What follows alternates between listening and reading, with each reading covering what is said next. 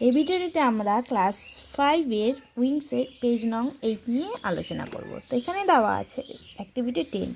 Let's read the passage and underline the personal pronouns. Their bus started from Chandannagar.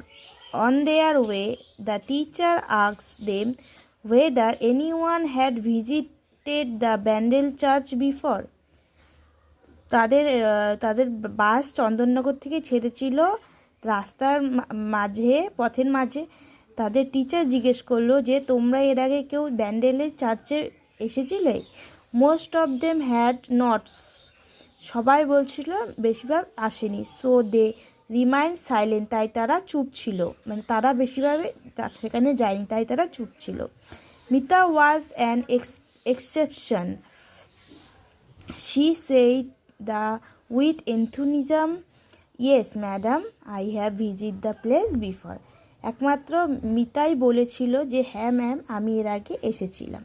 তো এখানে বলছে underline the person. এখানে personal pronoun বলতে বুঝিয়েছে হবে দেয়ার, দেম, দে, শি, আই। তো নেক্সট ভিডিওতে আমরা অ্যাক্টিভিটি 11 নিয়ে আলোচনা করব।